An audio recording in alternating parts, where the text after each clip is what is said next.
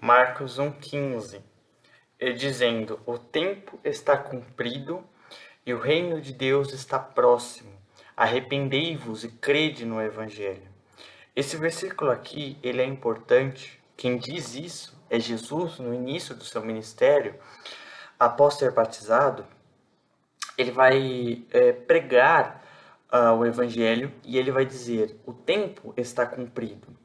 Então ele está dizendo sobre a chegada do reino de Deus, as profecias do Antigo Testamento que anunciavam a vinda dele, que chegou esse momento e o reino de Deus está próximo. Então, ou seja, as profecias estão cumprindo, o reino de Deus, a presença de Deus, o momento de o Filho de Deus vir ao mundo chegou, e a presença de Deus, a volta, a segunda vinda de Cristo está próxima, tá?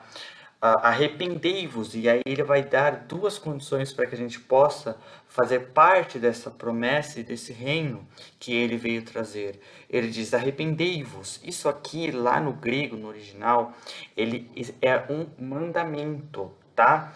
Ali é um imperativo, ali é a segunda pessoa do plural do imperativo. Então ele está dando uma ordem: se arrependam. E creiam. Esse crede também é a segunda pessoa do plural, que seria o vós, no caso, vocês, no imperativo. E aí ele vai pôr: creia no quê? No Evangelho. Então, o Evangelho que ele está pregando é necessário que, para que a gente habite no céu, esteja com Cristo, haja arrependimento, mudança de vida, conversão de verdade. Arrependimento é metanoia, mudança de mente. Metá é aquela preposição de mudar, e noia significa mente, pensamento. Então é uma mudança de mente. É a ideia de você mudar a sua maneira de ver as coisas, tá? Então, no passado você enxergava as coisas como certo e não vinha problema nenhum em se vestir indecentemente, em falar palavras que não agradam a Deus e coisas assim do tipo. Mas agora você se arrepende, você mudou a sua maneira de viver. Agora você sabe que Deus não se agrada disso. E além do arrependimento, você também crê no Evangelho, você tem fé na palavra de Deus. Então, o arrependimento, a mudança de vida e a fé na mensagem que Deus trouxe, a palavra de Deus, a Bíblia Sagrada, são necessários para que nós possamos estar fazendo parte dessa promessa que é a salvação. Tá? João 3,36. Aquele que crê no Filho tem a vida eterna. Então você vê que aqui é bem enfático.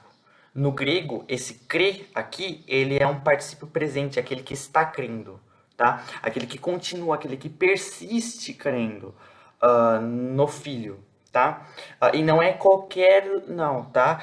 Você tem que crer no Filho, é crer em Jesus, tá ok? É necessário que a nossa fé seja somente em Cristo. Não pode haver outros. Somente Jesus é o único mediador entre Deus e os homens, conforme está escrito em 1 Timóteo capítulo 2. Tá? A partir do versículo 1 até o versículo 5. Aquele que crê no Filho, em Jesus Cristo, Ele é o autor da nossa salvação. E somente Ele pode nos trazer a redenção e a salvação. Aquele que crê em Jesus, Ele tem a vida eterna. Mas aquele que não crê no Filho, esse não crê, ele está ligado com rebeldia. Aquele que não crê e que é rebelde ao Filho. Aquele que desobedece o Filho. Que não crê e não leva em conta os mandamentos do Filho, Jesus. Ele não verá a vida. Que vida? A vida eterna. Tá? Mas a ira de Deus sobre ele permanece. A questão aqui é: a ira de Deus continua sobre ele. A ira de Deus permanece. É legal porque todos estão debaixo da ira de Deus. Mas quando você crê em Jesus, essa ira é tirada. Mas se você não crê em Jesus, ela continua. Enquanto você continuar rebelde e não se sujeitar ao Senhor, a Jesus Cristo, então você estará sob o juízo e sobre a ira de Deus. É o que o Evangelho, é o que a Bíblia ensina. Somente temos salvação, somente temos a paz com Deus, a reconciliação com o Senhor, quando cremos em nosso Senhor Jesus Cristo. e somente nele apenas. João 3,16. Porque Deus amou o mundo de tal maneira que deu o seu Filho unigênito. Deus tem total interesse em nos salvar, a ponto de ter dado o seu único Filho, Jesus, para que todo aquele que nele crê em Jesus, não pereça. No grego é seja destruído. A ideia aqui é que você não seja condenado, que você não venha a sofrer eternamente no inferno. Deus veio a este mundo para salvar você, para poder tirar você dessa condenação e dessa ira, desse juízo que há de vir sobre o mundo. Mas se você continuar rebelde e não cumprir os mandamentos de Deus, então a ira de Deus permanece em você.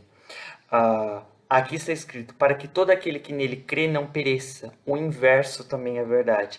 Para que todo o que desobedece a ele pereça. Ao mesmo tempo que aquele que tem fé em Jesus é salvo, aquele que não tem fé, aquele que desobedece, não é salvo.